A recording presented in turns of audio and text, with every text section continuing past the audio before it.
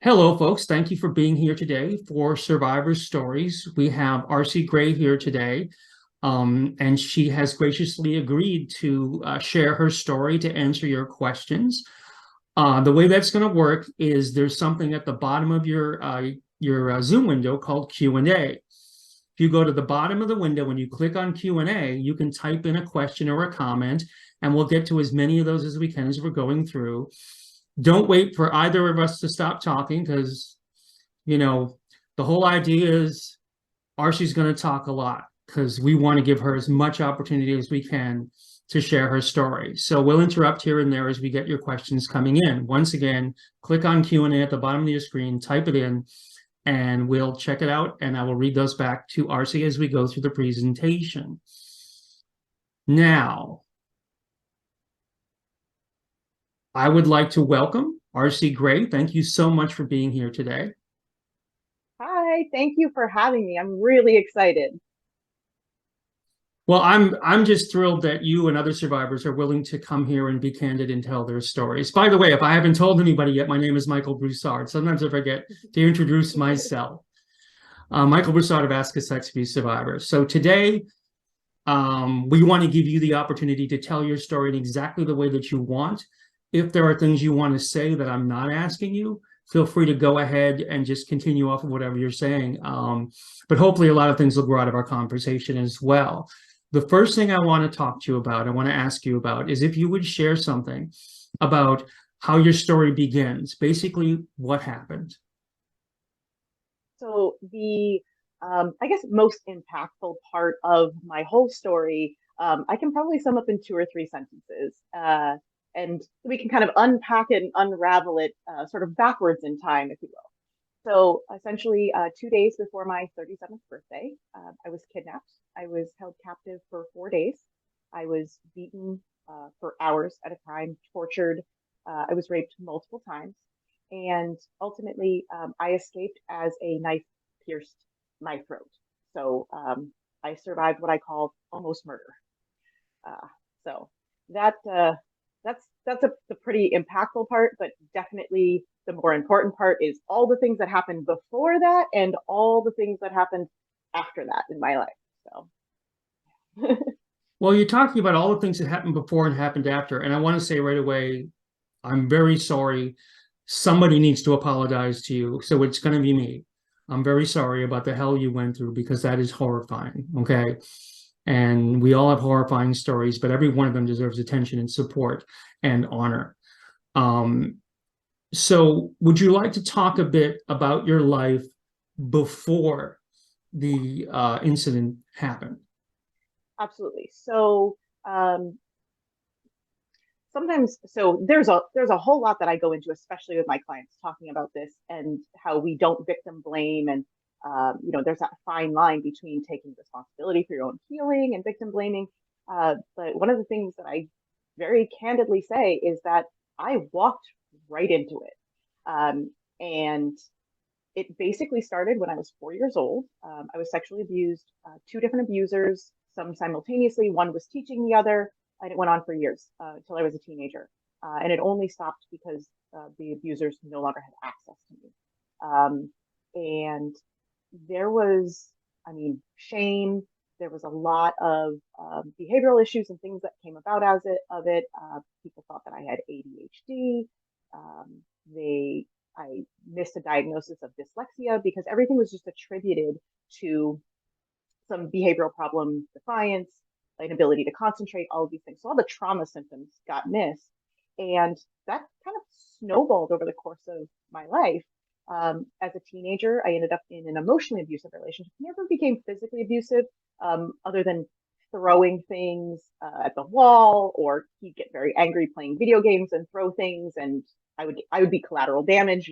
Something would bounce up, hit me in the face, something like that. So I never really put two and two together that it was an abusive relationship. And I had people telling me from all around, like, why are you with him? And, he's so controlling and all these things. And we met when I was 15 and we were together for 11 years. It was my only example of a relationship. So I stayed in it thinking this is just what it is. And so we broke up when I was 26. he had been cheating on me, and I finally just got the gumption to stand up for myself, and I did. And he left, and he still tries to call me on my birthday and what would have been our anniversary. And I'm like, it's been like 20 years. You can let it go now. um, so, and then after that, I would go in and out of these other relationships that were not fulfilling. Like I would, you know, sacrifice my own happiness just for a sense of validation. And, you know, at 26 years old, I kind of, you know, kind of had an eye-opening moment of like, oh, this is what it's like to be a single and adult. And I was seeing all these other relationships with my friends, but I was still choosing all the wrong people for all the wrong reasons. I didn't know how to validate myself. I didn't know what a healthy relationship looked like with myself or with others. I still was very emotionally dysregulated and had a hard time. You know, I would have super high highs and super low lows. And this went on for years. I had a couple of serious relationships in the midst of all these, you know, the come and goings of different men in my life. And then when I was 35, I met this guy, and he quintessential narcissist, actually. But again, not knowing what that was, what that really meant. And I got swept off my feet very quickly. This person was very manipulative and was very good at reading other people, because they've had to do it because of their own trauma. I later found out. And then there was some trauma bonding that happened in that relationship as a result of that. And they were very good at reading my needs and doubling down on them and then using that against me. And the cycle of abuse began. And I assume that maybe you know, but maybe you don't. So maybe for the sake of your listeners, you can talk about a little bit about that. And it's essentially that it all starts with the honeymoon period where everything's great, fine, and you're like swept off your feet. You feel like you're floating. You're like, oh my God, I'm so in love. And then some little tension starts. So it's usually little microaggressions, like they'll pick at you, and it just seems like flirty banter and all this. And then something will happen, and there's usually an explosion. And typically it starts with them having um, finding offense in something that you've done, or they'll do something to push your butt. They'll do something to find out where their boundary is with you, and there'll be a fight of some sort, bickering, something like that. And then it goes into the apology phase. And I'm so sorry, I'll never do it again. It's usually really big apologies. And then you go right back into a honeymoon phase and you think it's no big deal. And then that cycle continues. So honeymoon phase, tension, explosion, and then the apology phase. And what happens over time, and good narcissists are very, very good at keeping you, just gaslighting you and keeping you blind to all of these things, is the honeymoon phase gets smaller and smaller and smaller. And then you'll notice the explosions get bigger and bigger and bigger. And before you know it, the explosions are over. They're huge over these tiny little things, and you're the one that is groveling back to them. That's the entire purpose of this whole abuse cycle, is so that they can flip the narrative and make sure that they have control of you, that you will always come back to them. So that's what was happening in this relationship. So I met this person, and that happened over the course of about a year and a half. And there'd be these little incidences where he'd take my phone, wouldn't give it back to me. Jealousy, wanted to go through it, wanted my password. I always suspected that he was cheating, but he always had explanations for why, there was,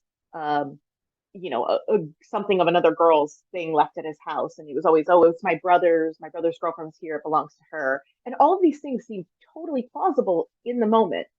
And you're so caught up and so stuck in this survival mode that those details don't seem important. Like you forget about them, and even though they're stacking up, you've sort of forgotten the pattern recognition. You don't realize it's a pattern. So one of my good friends, all of my friends actually were telling me like, hey, this guy's not a good guy. Like, I don't know what you see in him. And we had similar professions. So at the time, I was an architect, and he was also in the architectural field. And so we weren't working same job. I had my own business. Every once in a while, I'd hire him to do some work for me. So we had intertwined a little bit of our business life. It was very strategic on his part. I sort of later realized in hindsight, was his way of making sure that he always had a reason to come back or be tied to me. So it wasn't so easy for me to completely break ties because I did have work related things with him where I was relying on him to produce things for certain jobs, for certain clients for me, all of that. So one of my friends finally kind of had a conversation with me like, what are you doing? Like, she saw him out somewhere with another girl. She pointed out that he was always calling me and making me prove to him where I was and when I was there. And she it rattled me enough to say, you know what? Why don't you just take a break from him? Like, what would it hurt? You're miserable more than you're happy. What would it hurt to just take a break? So about a year and a half in, I said to him, like, I can't do this anymore. We don't want the same things. I want a break. And he's like, I get it. And I think his exact words to me was, I don't want to hurt you, but I don't want to lose you. And that is the most ambiguous term ever. It's a good narcissistic term, right? They're saying they don't want to hurt you. They want to give you what you want, but they don't want to lose you. So they want you to be happy, but they don't want to be the ones to make you happy. And they don't want you, but they also don't want anyone else to have you. So over the course of the next year or so, I dated a little bit, nothing serious with anyone. And I was just focused on my work, focused on building my business. And of course, this person skated in and out of my life. And then we would drift apart. And so what ended up happening was, so my birthday was in May. The incident happened at the end of May. And I would say around, I think it was early March or so. I hadn't talked to him for several months. And he decided he needed to come back into my life. And he found a perfect excuse. So at the time, I was not only doing running an architecture firm, I also had a real estate development firm. So I was a realtor, did construction management, the whole thing, building my empire, or so I thought. And so being a realtor, he called me and said that his dad wanted to buy some real estate. I was living in California at the time. His dad was living overseas. His dad is very wealthy and has often made investments. I know of a real estate portfolio that his dad had. It was something that we had shared in common. It's kind of how I bonded with his dad sort of initially. So I thought that was a great opportunity. I was like, yep, absolutely. I will be your dad's realtor, no problem.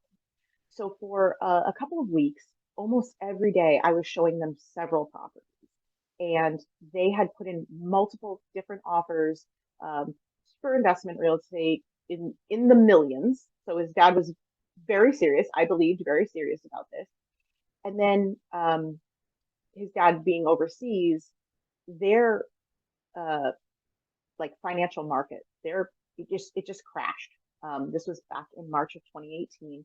And so his dad was like, I have to put a pause on this. I can't purchase real estate right now. I have to pause everything. And I was like, okay, no problem. And so I pulled away from that relationship and that communication. And the perpetrator, as I will refer to him, because I will not say his name ever, he doesn't deserve it.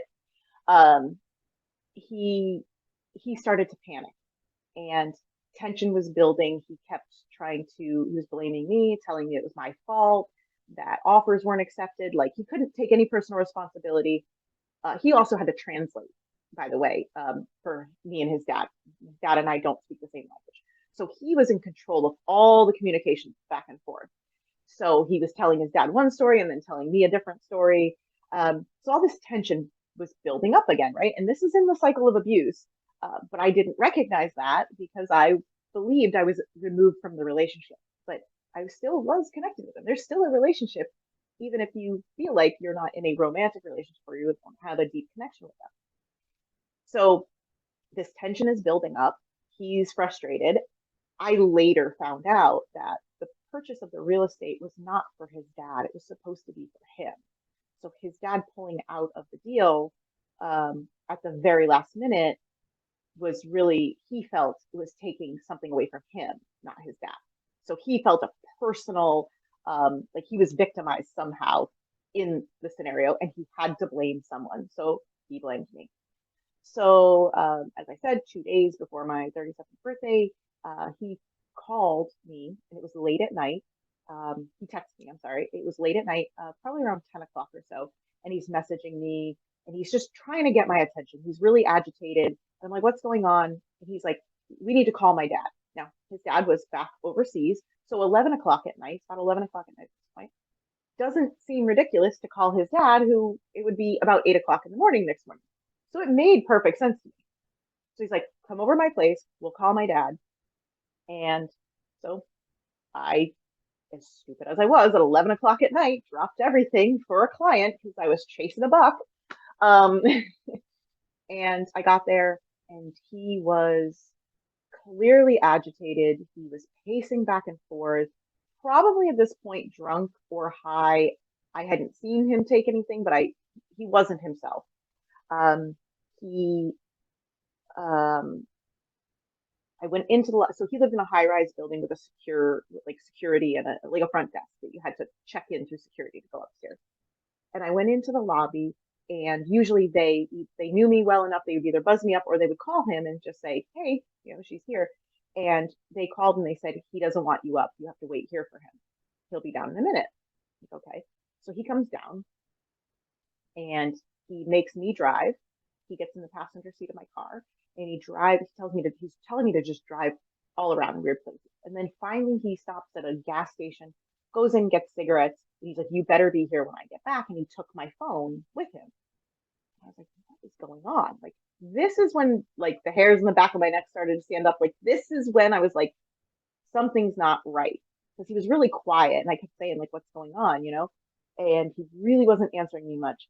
So he gets back in the car, throws my phone at me, and he's like, okay, go back to my place. And I'm like, okay, I'm gonna call your dad. Like, what are we waiting for here? And I was walking on eggshells with him. I knew when he could get angry, like I would just tiptoe around him. So we get back to his place. We go upstairs in the elevator, go into his place, and just the way it's set up, you have to walk down from the front door. You kind of walk down this long hallway, you pass the kitchen, and then at the very end is the living room. So I'm hanging out in the living room, and he starts picking at me. He's asking me these questions like, so what did you do tonight? Where have you been? What have you been up to? And he's just picking. And I'm like, at first I'm just answering him, making small talk, maybe trying to calm him down, thinking that he's really nervous about this call with dad, something.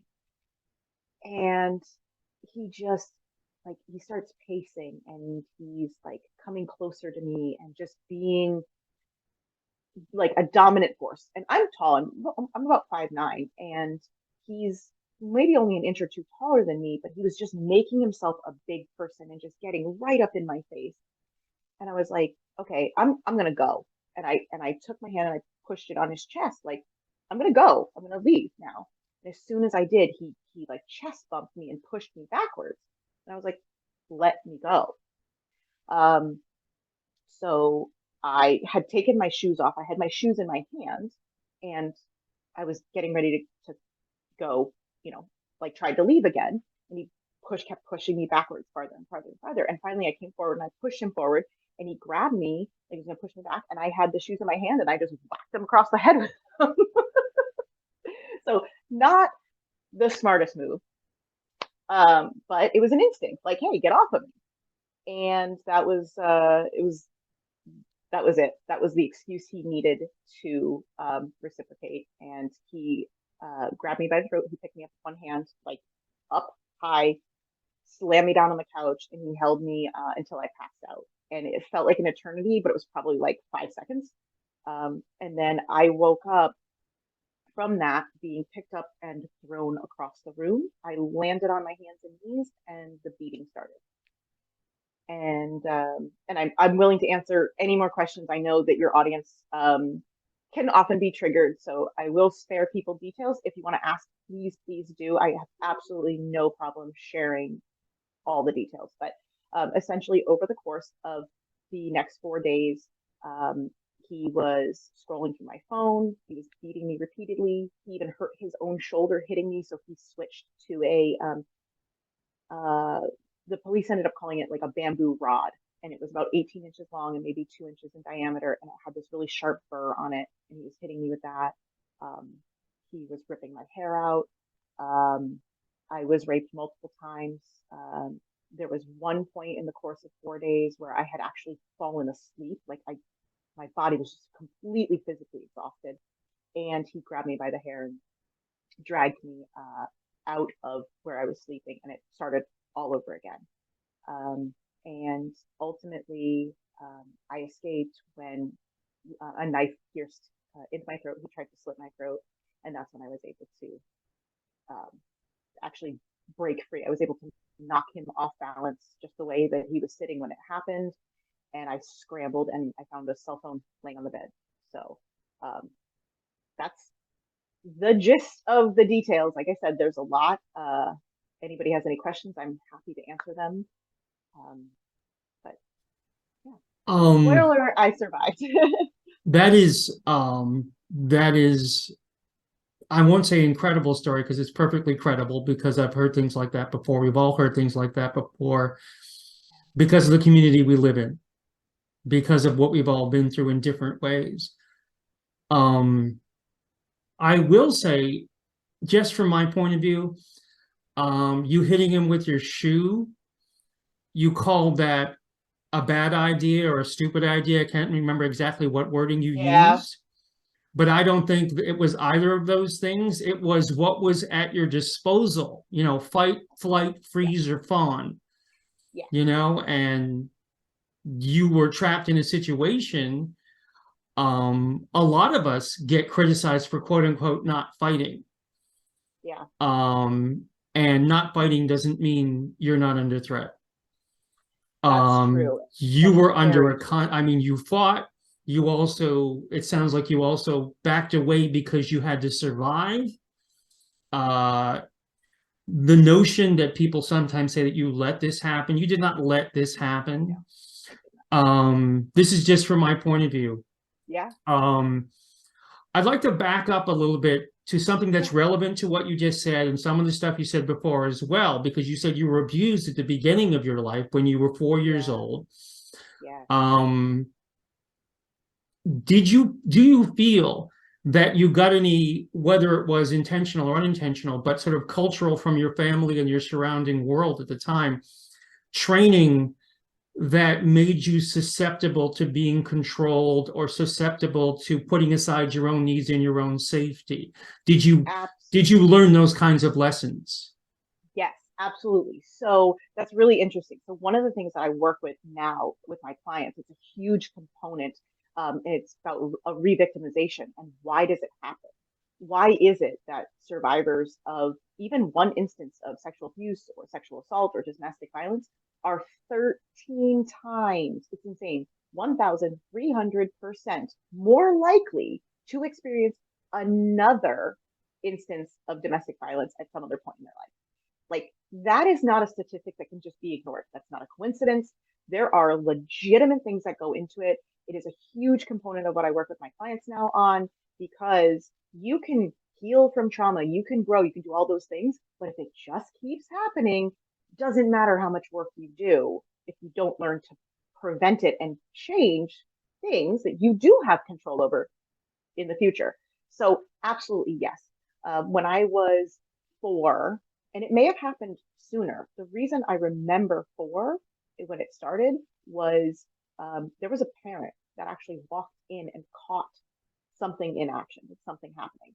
And this person, this parent of mine, uh, pulled me aside, sat me down. I distinctly remember this memory at 4 years old. And I was told that what I did was a bad thing. And then there was no discussion about it. And in their mind, they may have been trying to say that, hey, this is not good. We don't do this. Like, they may have thought they were talking to a 4 year old who, didn't have conceptual understanding of what was happening and was trying to say, hey, this is bad. We don't do that. So next time, don't do that. Come get me or anything. But there was no discussion about it. They didn't have the resources they needed to help me navigate it. They just thought they were saying, like, hey, don't touch the stove. Hey, don't throw rocks at the dog. Like, in their mind, what they observed was me participating. So it may have actually started even earlier because I was already at that point groomed to participate. There's no 4 year old on the planet that seeks that out and looks for that. So that from the very beginning did start this whole, hey, it's bad. And when I didn't have control over it, when it continued to happen, like I said, there was 2 abusers sometimes at the same time and teaching each other. I didn't have control. I was this tiny little girl that didn't have any understanding and no exposure to what was right, and no outlet, no escape hatch. So it was almost that it was condoned. It was allowed to happen. And then I couldn't talk about it, because if I went to that parent to say, hey, it's still going on, I was going to get in trouble, because what I was doing was a bad thing. That was the narrative in my brain. And I mean, it went on till I was about, I think 13 is when the abusers finally no longer had access to me. And I later found out that they started on my sister, my little sister. And apparently it had been happening to my little sister for a long time. And I will tell you, when I found that out, that was one of the things that actually made me shift. Because at 13, I knew it was bad and it was wrong, but it was like it felt so deep into the whole cycle of things that I knew that the abuser would literally beat the crap out of me if I said it. So when I found out it was happening to my sister, this little, something kicks on when you just like the mama bear inside. And it was like, I have to protect her. So that's when I started to speak up more about it. And I was still shunned and hushed and no, it's fine. It's over. It's not happening. You're fine. It's all in your head, blah, blah, blah. So I was kind of gaslit from that perspective as well. So yeah, I think knowing that it was happening to somebody else actually helped me stand up for them more than myself. And that conditioning continued throughout my life. So yeah, I think it does. It shapes us quite a bit. In re-victimization, there's a lot of contributing factors, and we have a fear. A lot of it comes from a fear of new things or things that are different, in the sense that we know the bad thing. We know how bad it is. We've survived the bad thing. So it's okay if the bad thing keeps happening, because we don't know what the new thing is. We don't know what the other thing's going to be. Is it going to be worse? There's also, so that's called neophobia. There's also something called counterphobia, where I went through a phase of that as well when I broke up with my ex of 11 years after high school at 26 years old.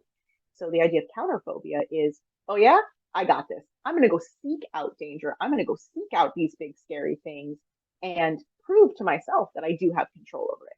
And a lot of the unhealthy relationships that I was in along the way was a lot of that. It was me trying to prove to myself that I could control the outcome in those relationships. Instead of trying to control myself and learn more about myself, I felt like the answer was coming from outside me, because the abuse was coming from outside me. So that's counterphobia. And that led to a lot of behaviors. I raced motorcycles from when I was 20. I think I started riding when I was about 19 or 20. And I actually ended up on a racetrack, and I raced motorcycles until I was about, I think I sold my last motorcycle when I was about 30. And a lot of that chasing the adrenaline was that. It was that counterphobia. It was pushing my limit to try and see how strong I was, because I was trying to make up for all those years that I was shaming myself for not being strong enough, when in fact I was doing everything that I needed to do to survive, but I didn't know that yet. I didn't know that. So yeah, absolutely. Early childhood abuse, absolutely. It sets something. It especially when it's early, before 7 years old. And I've learned this now. I mean, I no longer am an architect. I'm no longer in real estate. Now I full time. I coach this. I'm now getting my PhD in psychology. I studied neuroscience and psychology and energy psychology and things like this, because I needed to know. So like this, being kidnapped, almost dying, it shifts something in yourself, and you question whether what you're doing is really the thing that makes you happy. So it was a career shift for me, for sure. And it was this enlightening thing, like, hey, it could end at any moment, so I better do the thing that I love. But the thing that I loved actually came from my struggles and tragedy, and it's helping people. And I love to write. I know you write plays, and you're very artistic, and I'm sure that has helped immensely in your healing because of that. And because I've known that to be true for myself. And yeah, I needed to know the answer. I needed to know why did, like, literally. Oh, here's a fun little fact. Sorry to jump around so much.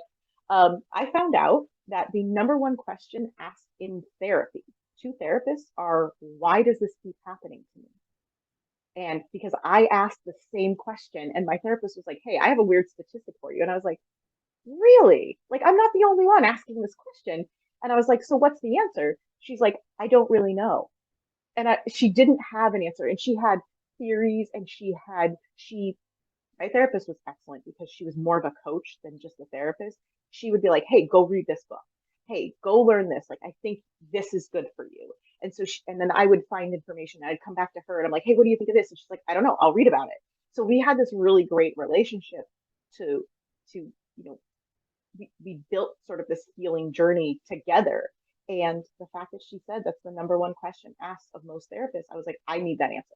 So I went on a hunt for it. And like I said, that's why one of the biggest things I work on with my clients is the re-victimization and ending that, and helping them build um, a different life, a new life, something that isn't directed by the trauma and the residual artifacts that are left in our lives from our trauma behaviors that create habits and patterns, so that they have control over their destiny. They get to decide what they want to be, if they want to do. So, yeah. You're talking about, repeating patterns and why does this keep happening to me, right? And yeah, you're right. That's a question I've asked, that I hear from so many survivors. I mean, pretty much all the survivors why did this happen to me? And often I think, from my own personal point of view, when it comes to the initial abuse, there isn't a why. Correct. The why is the person who did it was a horrible person. That's 100%. the why. Why it keeps repeating and you find yourself in the same relationships. Well, again, I don't personally think, from my conversations with people, that comes down to the fault of the survivor. That is, as we were talking before, trauma training. You learn to seek out certain things. You learn to suppress your own needs in order to please somebody else. My needs don't matter as long as they're happy, and I'm going to try real hard to make them happy. And I've certainly experienced that in my life a lot. The difference for me now is that I'm in a relationship where we're about making each other happy. So, like you said, you've broken that trauma bond. I've broken that trauma bond with a relationship. It's a fascinating thing, the repeat and the repeat and the repeat. Really Talking about that, and I just talked about, do you yourself did you find yourself in these various relationships with the thought pattern that goes, if I make them happy, because I got it from, if I make my abusers happy, it'll limit the amount of hurt and pain that I will experience. Yeah. And like you talked about being threatened, I was threatened. Many of us were threatened with physical violence and with other kinds of things.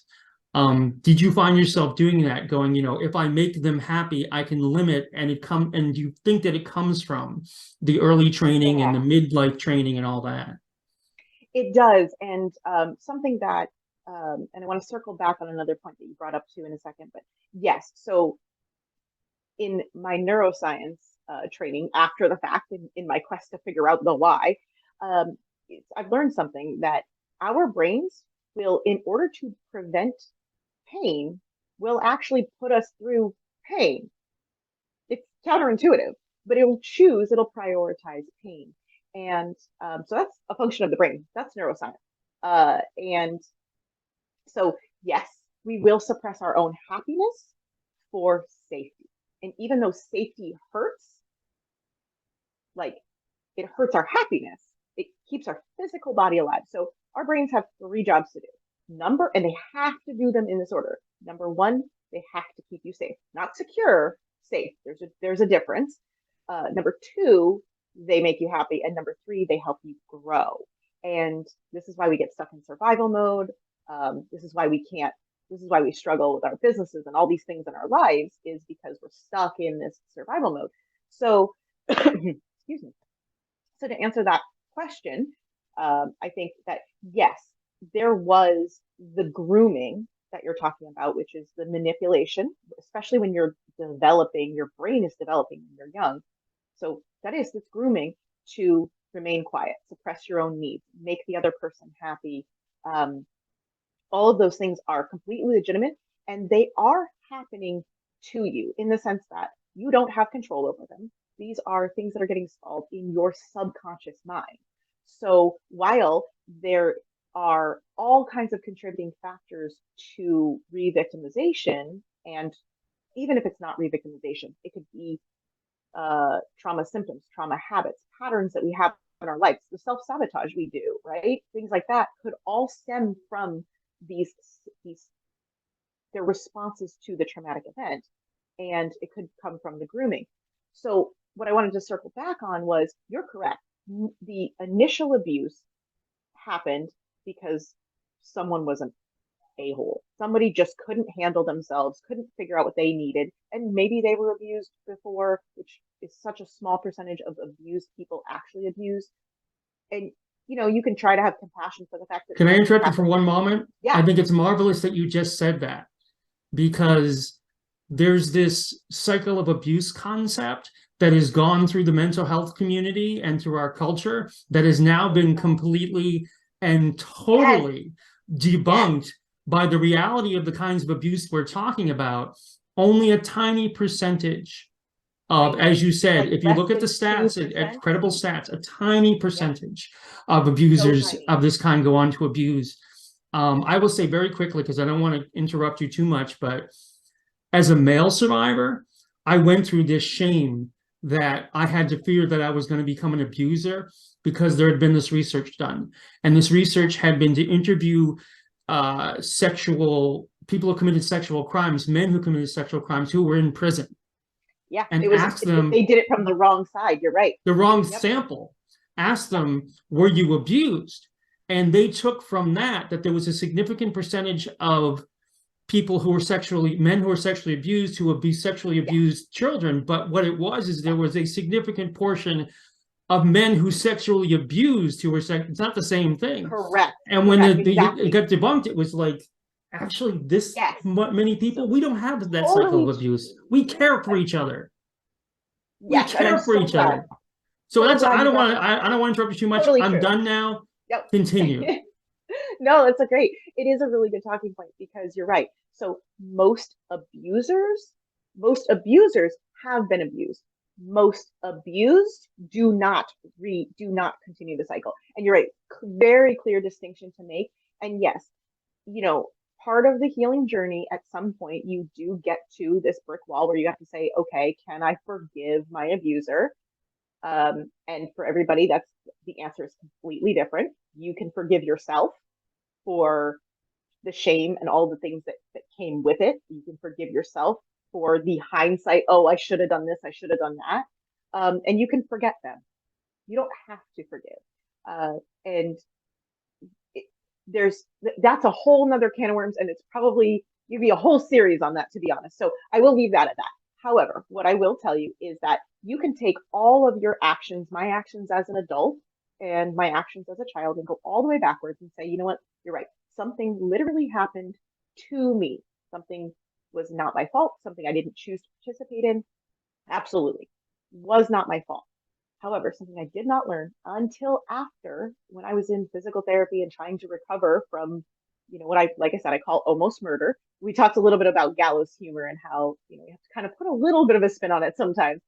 And one of the things I learned was it wasn't my fault, but it was my problem to solve. And that is where that sense of responsibility comes from. And the only way to really break that habit and really the shift of becoming a survivor, instead of going from victim to survivor, I should say, is that light switch for me moment was saying, okay, wait a minute. I've been shaming myself. I've been putting all of my energy into blaming this other person. I've been justifying all of my failures in life by saying, yeah, but if it's because this thing happened to me. So the blame and the shame and the justification is literally the opposite of taking responsibility. Now, I'm not taking responsibility for what this person did to me. I'm not taking responsibility for the abuser, for their choices, or even the people who knew and enabled it to happen. I'm not taking any responsibility for that. What I'm taking responsibility for is, who do I want to be? Where do I want to go? And how do I get there? What do I have control over? And that's the difference. That's the shift where I went from having that victim mentality, that why the F does this keep happening to me mentality, to, okay, you know what? Cool. I'm going to show whoever, even myself, that I'm stronger than this.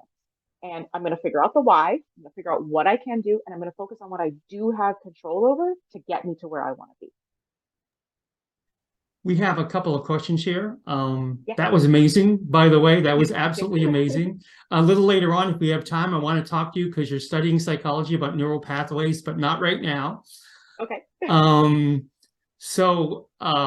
Talia, who's, by the way, has done this event and told her story in an amazing way. And she has for anybody who wants to look for it, she has a blog called Daily Superheroism, which is about trauma. Look it up. Look her up on Instagram, on Facebook, everywhere.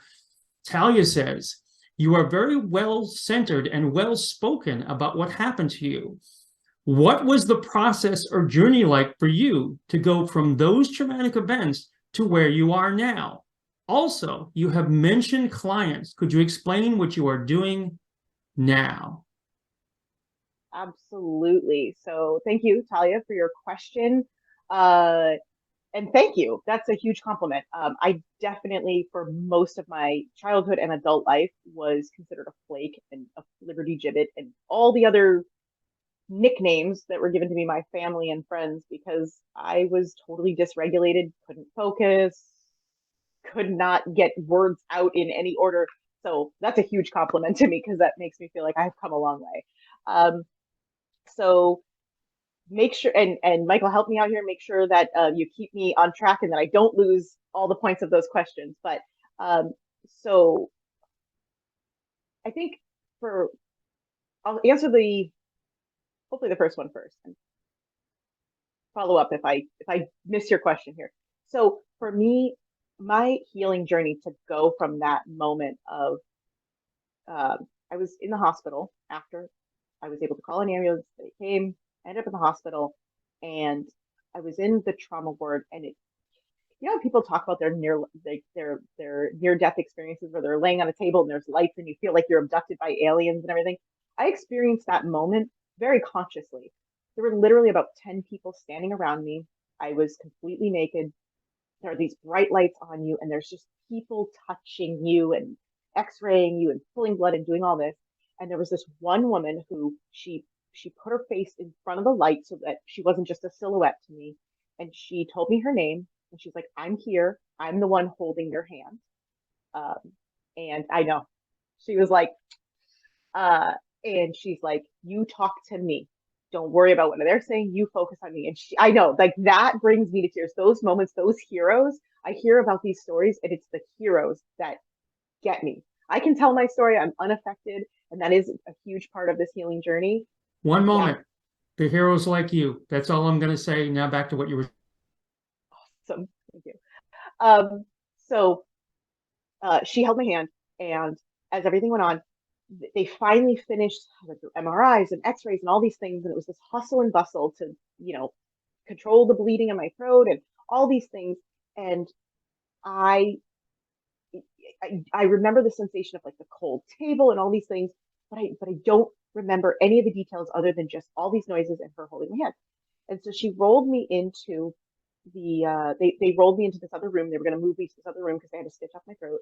And she was like, are you okay? The police need to come talk to you. And I was like, I just need a minute. And she's like, do you want me to stay? And I said, no, I just need to be alone. I need to not be touched. I need to just be alone. I was stable at that point. I probably was only in that room for like maybe 15 or 30 seconds alone. I really wasn't there that long now in hindsight, but it felt like a long time. And I felt my body finally just relaxed. Like like the tension and everything just relaxed. And tears started to fall. That was probably the first time I had cried since the beginning of the event 4 days earlier. And it just a few tears fell. It wasn't sobbing or anything like that. It was just my body releasing something. And that's when I started to feel the pain, by the way. Like nothing hurt. And I'll tell you too, if you do go to my website in the end, there's a video series up right now of a project that I'm working on. And in that video series, I do show pictures of me in the hospital afterwards. I won't subject anyone to that. If you want to, I'll tell you where to find that at the end, but you can kind of get it. And there's a great video series. It's not just about going to look at pictures, but I'm unrecognizable. And I didn't know that. I didn't know what I looked like. I had no idea what I looked like to anyone else, or myself. And so that moment happened. The tears fell, and then I heard them come back in the room, and like a switch, went right back on, wiped the tears away, and was the strong one again. They moved me into the trauma ward. There was a plastic surgeon that came and stitched up my neck and everything. And while I was getting my stitches put in, which, by the way, probably the most painful thing of everything I went through was getting those stitches, because they have to clean the wound and it's not pretty. They use like a barbecue brush. It's terrible. So that is the thing I remember the most. The most painful part of it was actually the stitching up part. And while I was standing there, the police officers came in and they were interviewing me and asking me all these questions. And one of the officers was standing there taking notes, and I watched him crying. And that was another moment of like this reality of like, oh my God, what do I look like? How bad is it? I started to come into this realization of like, okay, I don't have to fight for my life anymore. I'm stable. There are people around me that are like, you have to consciously convince yourself that these people are here to help you. And watching him tear up, like, got me. That's still one of the things that, like, I get that lump in my throat thinking about that. And so that was one of the moments when it was like, okay, I can't go through this again. I will not survive a next time. Like, that was one of the moments where I was really like coming into this reality that like I had lived. This was building up, and your thoughts are racing, and there's all kinds of things going through your brain. There were things that I didn't tell. This is something to this day I do still regret. I've forgiven myself for it, but I do have a little bit of regret, is that I held back details when talking to the police. I protected my assailant from out of fear, not knowing where he was, not knowing if he got arrested. Um, yeah, there were still things I didn't say in my statement. I stopped myself from saying out loud in my statement to the police. And that's, the course of how the case went, all the legal proceedings went, maybe would have been different. I don't know, because of that. But yeah, there were things that I held back. I did absolutely catch myself still continuing to protect him. But that was the moment where the wheels started turning. And over the course of the next, I think I was in the hospital for about 10 days recovering. I gained more and more courage the more people that I had around me to support me in saying, okay, this has been a cycle. Like, I was starting to remember how I got to that point, all the things that happened. And it was that I'm not going to survive a next time. Like, if I came this close, I will not survive next time. That was a massive shift for me to say, okay, so can't happen again. How do I stop it? How do I fix it? And it took me years and lots of studying and a lot of trial and error. I was a guinea pig for myself. I would read about it. I read 30-year-old psychology books. I read like the new cutting edge, this, that, and the other thing. I studied neuroscience. There's a whole path. Like I said, I could probably do a whole series on it, and I do talk about it. Actually, I have this video series on my website. So if anybody wants more information about that, I will definitely tell you how to get that. And it basically, I explain my entire healing journey, what I learned, what's happening in the brain, how to make it stop happening. It basically breaks down to 5 steps. And it's, first, you need to re-regulate. You need to address what's going on in your brain. The next thing is about regaining control, and that has a lot to do with mindset and shifting perspective from the victim mentality to survivor mentality. The third thing is then building resilience. And I know that's a buzzword right now all over social media, and people get really angry about this idea of like, I don't want to be resilient. I just want it to stop happening to me. And I totally get that. And it is not just a buzzword. Resilience is actually a function of the brain. It's when 2 different parts of your brain communicate, and trauma breaks that bond. So it's about reconnecting that bond in the brain. And there's things that you can do, and they're really simple habits, really simple little exercises you can do. And then not until those 3 things you've done those 3 things and sort of built, re-regulated your brain, shifted your mindset, and built the resilience in your brain, at that point, and only that point, can you actually begin to releasing the trauma.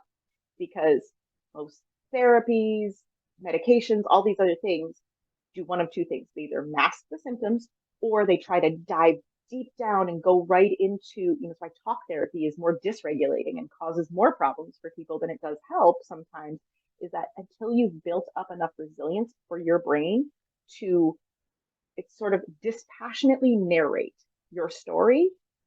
If you can't dispassionately narrate your story, it means that you're still reliving it every time you tell it. Your brain doesn't know the difference between reality and, imagination. Like, it's why we believe in Santa Claus until we're like 8 years old. It's because when we don't have this cognitive filter yet, so we don't know the difference between reality and imagination. Well, when you're telling your trauma stories, until you've reconnected that part of your brain, you are reliving it. So you have to do those things first before you can release and talk about it. And then the fifth thing that I did was I had to literally reprogram my mind. And reprogramming, if people feel like that sounds like a triggering word, that we're just programs running in like the Matrix or something. And it literally means you have to break up with who you used to be. You have to literally change. It's not just changing habits, it's about changing your beliefs and your identity as a person, because your beliefs and your identity drive every decision you make. Every single decision between what you're going to have for breakfast, what shirt you're going to wear, what career you're going to take, whether you're going to buy that house or buy that car or marry that person, it all comes down to beliefs and identity. So unless you shift those things, you're going to continue to repeat a lot of those patterns. So I hope that answers your question. I know it was a very long-winded way around. And Michael, keep me on track if I missed anything in her question there. I don't think that you did. I want to sort of piggyback on that a little bit. One thing is that, first of all, just really quick, and I'm going to continue with a couple more quick things, but really quick, please share your website so people know where it is. Okay, so it is arcigrey.com, spelled ARCIGREY.com. And yeah, right now, like I said, I have up I'm working on a specific project. So, oh, I'm sorry, Tatiana was her name? Was that her name? Natalia. Who asked the question? Natalia, I'm sorry. So she asked about clients and what I'm working on right now. So right now I'm building a new program where I work with entrepreneurs, people who are trying to build a, what I call do-gooders and go-getters, build a business based on their story, based on what's happened to them and how they can help other people. So I have a lot of coaches and aspiring coaches in there. I also I have a woman in there who's trying to launch a lingerie line right now for survivors, which is the coolest concept ever. I love it. But essentially, it doesn't matter what your business is, and it doesn't matter if you're running a business. What I essentially do is I take them through those 5 steps that I just told you, and about healing their trauma and shifting their mindsets and their behaviors and their identities, releasing the trauma. And I call it sort of breaking the invisible barriers. And I think most people can relate to that, where like, no matter how hard you try to do something, you just can't get there, and it feels like there's something holding you back, and it's your trauma that's holding you back. So so that's the program that I'm working on now, and there's videos up that kind of explain that a little bit better. But I still do have a lot of, that's a group program. I do still have a lot of one-on-one clients where I just literally take them through the healing journey, regardless of what they're trying to do with it, whether they're trying to be business owners or they're trying to be better in their relationship or whatever it is. I take them through the healing journey because it's sometimes easier. It's really difficult sometimes when you're walking in your own shoes to see the forest, you know? So I think it helps a lot to have an outside perspective of someone, who's been there, who's done it, who's gone through it before, but also can see where your blind spots are. So yeah, so that's what I'm doing right now. That's what I'm working on. The time is just zooming by right now. I know. Yona, another great friend of mine, who's going to be doing this in January, said this latest thought is wow. I want to get to one other thing he said earlier that isn't related to that, but we're pretty much almost at the end of the hour, so I want to get this in because he did ask this. Okay. He said, and when we were talking about the statistics and abusers who abuse and those who are abused who don't abuse, he said, right, is it also okay to say that we can have compassion for someone who committed acts of sexual violence because they were victims, but that compassion does not excuse or make what they did okay? Oh my God, yes. So there's, I wish I had the books with me. I'm traveling right now, so I don't have my library with me, but there's a couple of books. that I will, if anybody wants to find me on Instagram, by the way, it's survivor.success.coach. And I can, anybody who has any of these questions, I will send you these books or I'll send you these links or whatever. But there's a book that I just recently finished reading about neuroscience, and the author went into prisons and talked to people who deeply regret their crimes. And they're not necessarily sexual abusers. This was kind of on a broader scale. Excuse me, who deeply regret their crimes, who realized that they were a different person then based on whatever factors were going on in their brain. And at the time, they were in some sort of survival mode. And yeah, you absolutely can have compassion for the fact that they suffered, but they also made choices from their suffering. So that's the thing, you know, when you're absolutely in immediate danger, when I was getting the crap beat out of me, so how can I explain? Okay, easiest way to explain.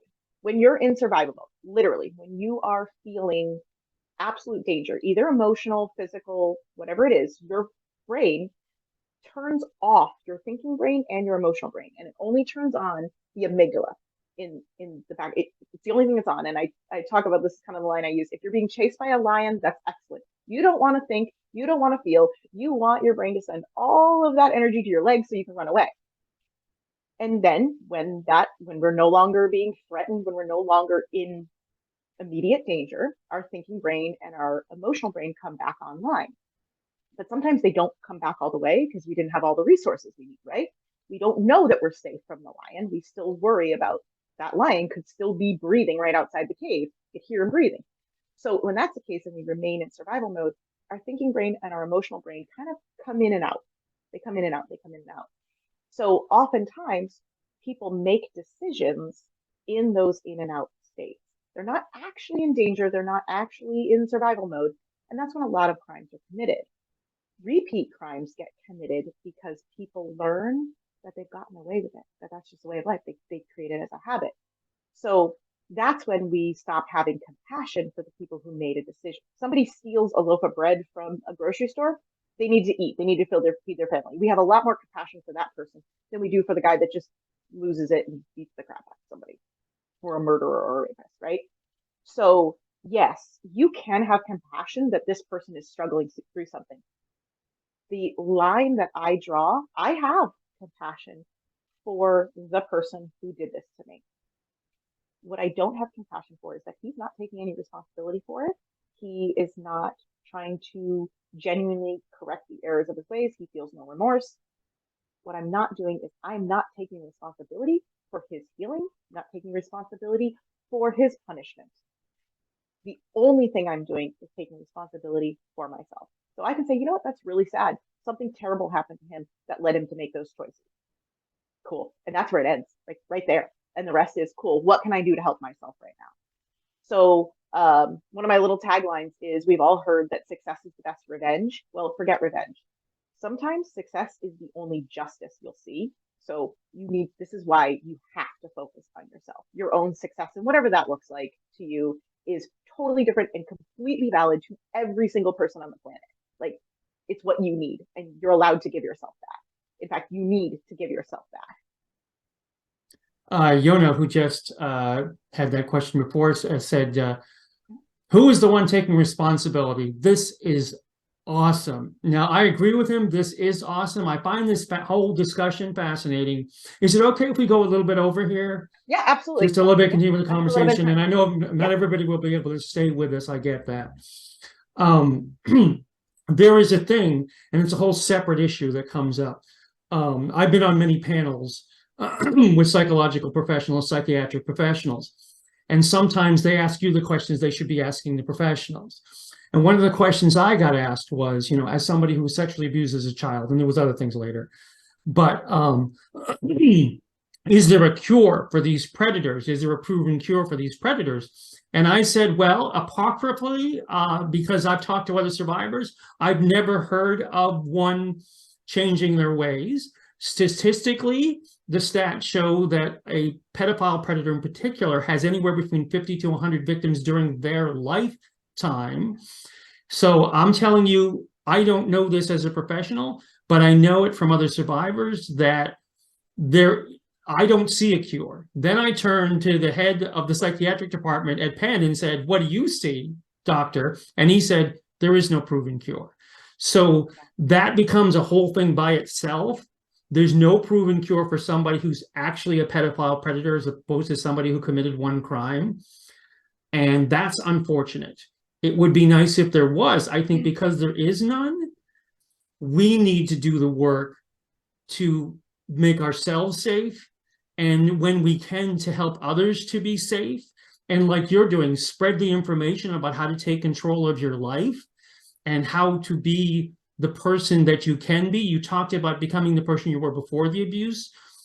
I am some combination of, we're talking 6 years old before the abuse, not as old as you, but 6 years old. I'm some combination of that guy, who I only became some combination of that guy in the last 2 or 3 years. But I'm also, to a great deal, I've chosen the things in myself that I want to elevate and who I want to be now, because looking back for me and going, how can I be who I used to be, feels like a losing battle. How can I be the best me I can be? And how can I be the happiest me I can be? And how can I be the most positive force that I can be? Because I could spend my life pining for who I was, who I don't remember, or I could go forward. And that's, therapy has helped me with that. Talking to other survivors has helped me with that. Conversations like this has helped me with that. And I want to talk to you about, I said neural pathways earlier. Yeah. There's a thing that has come up with my therapist, and I have these most amazing conversations about things. And she's like, you're the only patient I have who comes to me and says, well, I'm having a manic depressive episode. It's not manic depressive anymore. I'm bipolar. I'm having a depressive episode, or I'm having an anxiety episode. They just say life sucks. But I've become so conscious of it that I'll be like, well, today the anxiety is really high or whatever. So we talked about if you react to a certain situation in a certain way, you create over and over again, you create a neural pathway in your head. So if your reaction to somebody hurting you is to shrink backward and try to appease that person, you've drilled this pathway like a path through the grass that you can't avoid following every time because it's so deep. Right. The trick is becoming aware, choosing a new pathway the next time whatever thing happens, and walking in that direction, and then doing it again, and then doing it again, and then doing it again. What is your feeling about that concept?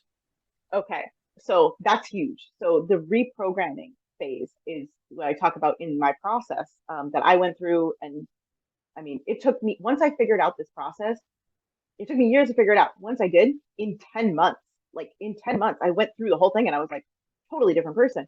And I have clients that in about a little over 2 months or so now I figured it out, so yes, that is probably the easiest way to explain exactly what's happening, right? It's like a river, right? Little trickle of water, and it erodes deeper and deeper and deeper. So if a neural pathway, if you equate that to water, it's going to follow the path of least resistance. So we have something in our brain called the default mode network. And it's whenever people have probably experienced this, you're driving home and all of a sudden you pull in your driveway and you're like, I don't remember driving home. Like, I don't remember how I got here. And we go into this theta state. It's kind of like hypnosis. And that's one of the things I use with my clients is I use a form of hypnosis to help with this reprogramming and release phase. So I'm a certified in hypnotherapy, by the way. It's not the main thing I do. It's literally a piece of what I do. But that was a big component of this is learning I went into hypnotherapy because exactly what you're talking about. I learned about how we have these programmed pathways. So what you're talking about is saying, okay, I'm aware that I have this pattern of behavior and I'm going to default to that. So the default mode network is when you're driving home and you forget how you got there, it's because you zoned out.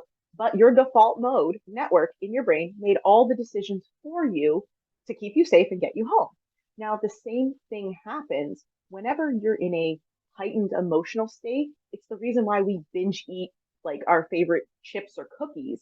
And when we're stressed out, and it's like, oh, I want to just stop eating an entire box of Oreos. But when you're stressed out, your brain's gonna automatically default to that default mode network, those neural pathways that gave it the fastest thing that it needed. So in that case, dopamine, right? Or the fastest way to get to the thing you want, the fastest way to get to comfortable and safe. Your brain's going to automatically choose that for you, unless you interrupt that pattern. And what's difficult is people, by human nature, often wait until they're in such a heightened emotional state to recognize that they have that behavior, and then they hate themselves for eating all those Oreos. What you have to do is interrupt it before you're in a heightened emotional state. So before you're having a really stressful day at work, and before you come home and binge eat a whole thing of Oreos, you have to interrupt it before that happens, and then create that pathway, create a new pattern in a healthier state of mind. So, and I hope I'm not going to go too deep into the woods. If people have questions, please reach out. I know we do have some limited time here, but essentially, when I talked about the first step is re-regulating your nervous system, that's like turning the volume down on the stress, right? You have to bring the volume down on the stress. And then you regain control and you figure out what you want and you set a direction. And then, excuse me, what has to happen then, the next phase is you have to bring your resilience up.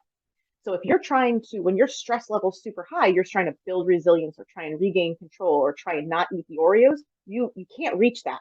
You have no control of that. You have to turn that volume down first. And that's only until you do that. Turn the volume down on the dysregulation. Turn the volume up on the resilience. Only at that point, when you're balanced and even and equal, can you actually have access to changing those neural networks.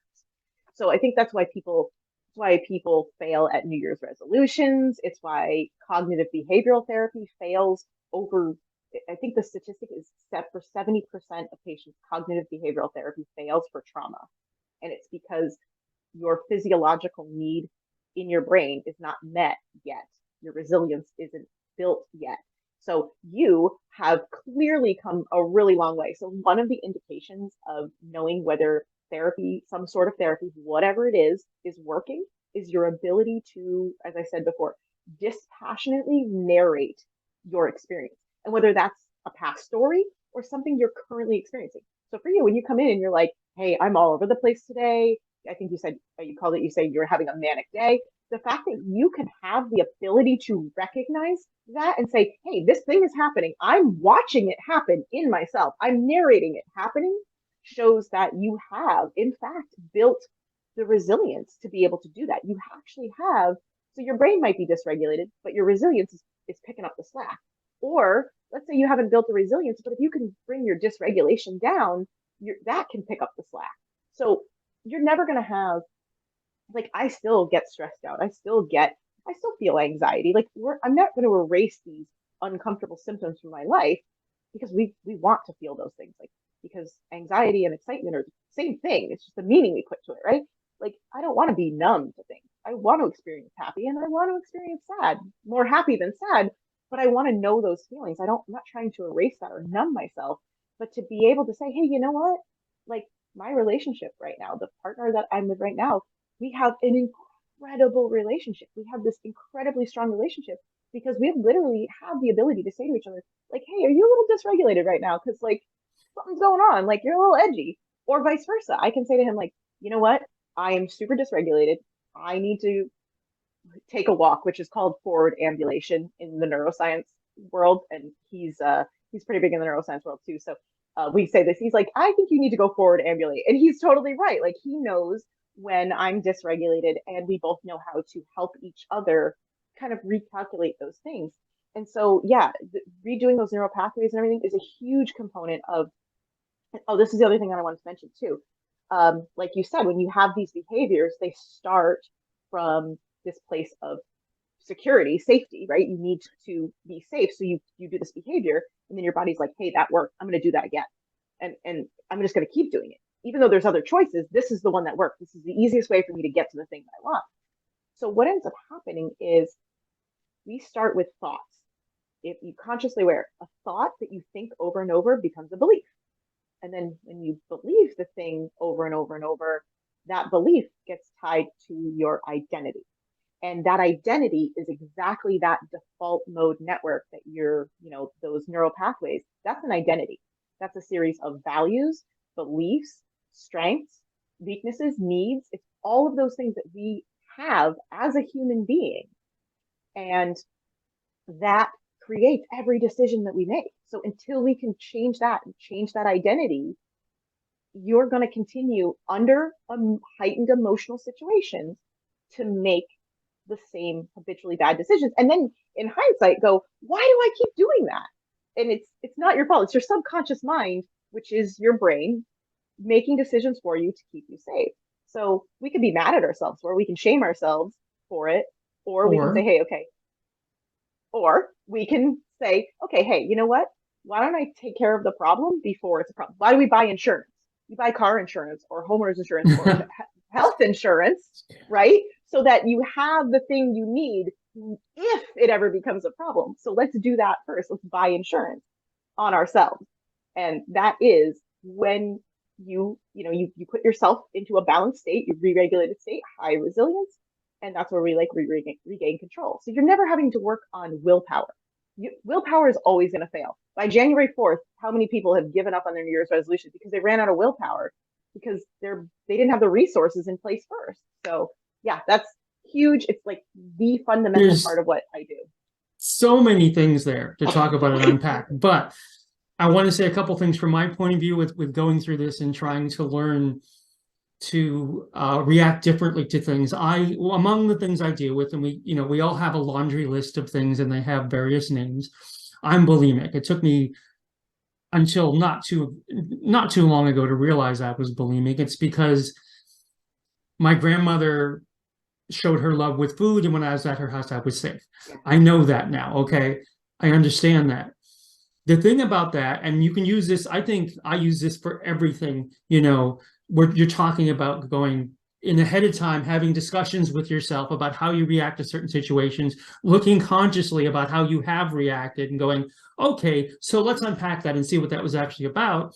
Then let's figure out new ways to respond to it.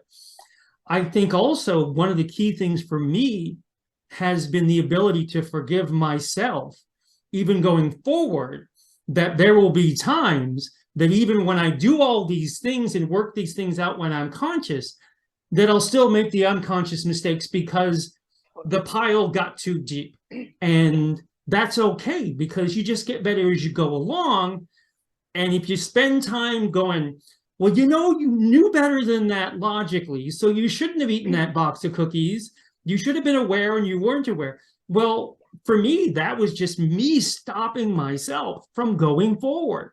I have to say to myself, listen, yes, in that moment, that day, things were so bad and you weren't able to consciously control them, or you even knew that things were bad and you were consciously aware, but you couldn't access the things because there was so much and there's so many different things coming at once. So I think, as you said earlier, we talk about forgiving ourselves for all kinds of stuff, for the things we did to protect ourselves, for the things we sometimes fall back on, because healing is not a direct line. It's not straight toward, and healing's not it's not a destination. It's a process. It's an ongoing process. And I think I will always be healing. And it's okay. Yes. So learn one of the things that I say, absolutely. And I love that we're so aligned in this. And I think that kind of shows our own healing journeys, that we have this different perspective. I know 2 years ago, I couldn't have had this conversation, and 10 years ago, I wouldn't even have walked into this conversation. One of the things that I absolutely say is healing is a journey of 1,000 or 1,000,000 destinations. You will have destinations. You'll have these celebrations. You'll have these moments of, I let that go. I release that. I get it now. And I fix the behavior. And then you'll take a few more steps and you'll trip and fall. And it's okay, because you're going to have another destination. And so if you can, if the first thing you can do to heal is to tell yourself, you know what? I'm going to be curious about the next destination. I'm going to be brave. And I'm going to say, okay, what's the next part of this? Where is my next destination? And never let yourself get stuck and go, you know what? That's just the way I am. I'm just stuck with it because this is what happened to me and poor me. And, this is just who I am. And I have all these problems. No, like if that, you will stagnate there. you will stagnate and you'll fall back down. So it's an uphill battle, always an uphill battle, but be like really excited about what the next summit looks like and what you're going to see differently once you keep climbing. And I know that I sound like a freaking cheerleader right now and like overly giddy. And most people with trauma are like, what the hell made you so happy? It really is the sense of accomplishment and the growing and those destinations that are motivating. It's momentum. And it feels like it's uphill, but it is momentum. And every single time you get to one of those destinations and you release, you're like, there's this endorphin rush and the dopamine hit. And you're like, okay, what's next? Like, bring it on. And stop and address and look at it and celebrate it. And don't just go, yes, well, it's about time I got there, because we can down ourselves so much about being late. Nobody's late. Everybody takes the time that they take, and they have the approach. And there's a million different ways to heal. And there's a million different kinds of healing. And just, I am so much stronger because I've taken the moments to celebrate. And you talked about, I want to talk about this too. You talked about having that open conversation with the person that you're with in a relationship. I have that open conversation with the person I'm in my relationship. And part of that is because we were married for a long time, where she saw me tearing myself apart and hating myself and beating myself up constantly because I could not forgive myself for my own failings. And she taught me into going back into therapy when I'm like, well, clearly I failed at therapy because I didn't get better, and I'm not all better, and I don't think about it anymore. You didn't fail at therapy. You did it. Exactly. Yeah. Now we're having these conversations. I talk to my doctor. I talk to Christy. We have these conversations between us. And I'll give you the prime example that blows my mind. It's from early on. Dissociation. Dissociation was such a powerful protective thing for me when I was a child. My mind went away from my body that was being tortured. My mind went to the 100-Acre Wood, the Disney version of Winnie the Pooh. And I didn't do it I didn't consciously do it. My brain said, you got to be safe, and took me away. I get to be an adult, least bit of tension. I dissociate and I can't hear or see or exist in the space that I'm in. Then I'm in a relationship with somebody that I have a really wonderful relationship in. We're talking. I am now dissociating not during tension. I've gotten to the point where I'm dissociating at random for no reason. And I'm not aware of it. And she says something. My brain goes away while she's talking. I respond, and she's like, well, you're not listening to me. Well, of course she's upset that I'm not listening to her. Then I learned about dissociation. Then we had a conversation that went, if that happens again, and I realized that my mind went away and I've dissociated, can I say to you, I dissociated? Can you repeat that, please? And I'm sorry. And she's like, absolutely. And the reality is that was a few years ago. I have not dissociated during one of our conversations in at least a year. It could still happen again, but it's that open communication. We talk about everything. And having somebody outside, you say you have clients who come to you and you help them. I think it's such a valuable thing, not for everybody, but for many people, to have somebody you can talk to who's not a stakeholder in your life or in your relationship or in whatever goes on for you. Somebody you can say anything to and just be honest and upfront. And I find that so incredibly valuable. What are your thoughts on that? Absolutely, 1,000%. So very similar in my relationship. We started this relationship with something, both of us were so aligned with it. We both had the concept of, we say hell yeah or nah, meaning I wasn't interested in a relationship. I spent 4 years single. I wasn't interested in a relationship unless it was a hell yeah. And he had the same thing. He wasn't single as long, but he came to that same realization that he's not going to put any effort into something unless it's a hell yeah. And one of the things that made it a hell yeah for both of us was the fact that we both came in, and one of the things we were like, hey, we're gonna make a point that this is a value that we have, and if the other person says no, I don't agree, then we knew it was a no-go. We weren't gonna see each other again, whatever. And we both, almost in unison, said radical honesty. Period. This is who I am.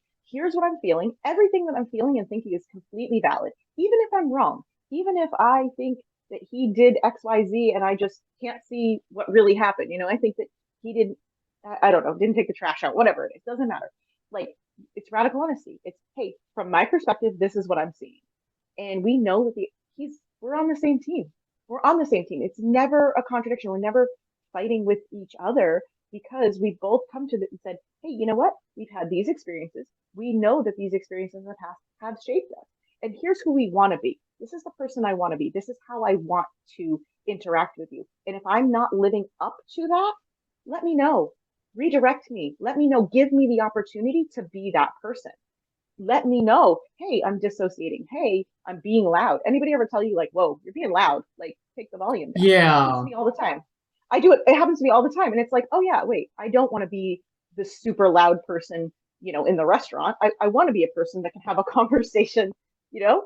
I want to make sure that other people are comfortable and also express my opinion. And I think there's a way to do that. So it's Right. okay for somebody to say, like, hey, you got something on your face, or hey, you're being loud, or hey, you're being a little mean to me right now. What's going on with you? Do you need a hug?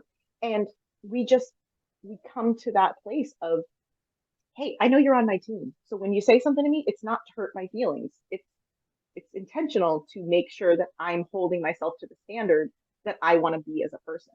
And And because you have that relationship, and because I have that relationship, I feel like the things when they come out in a better way because the person's because of the saying them, support. knowing the other person Yeah, is hearing them. yeah, Before, I know we're getting deep into more I stuff, but know. there's some questions that are backed I up. see that. So I Yeah. want to do these, and then I think we should sign off because I'm supposed to be available to go grocery shopping at the end of this Yes, got to because keep you available to your this wife. stuff we do together, and we do everything. Right? It's wonderful, and the stuff we It's don't do awesome. together because that keeps the That's relationship okay too. strong.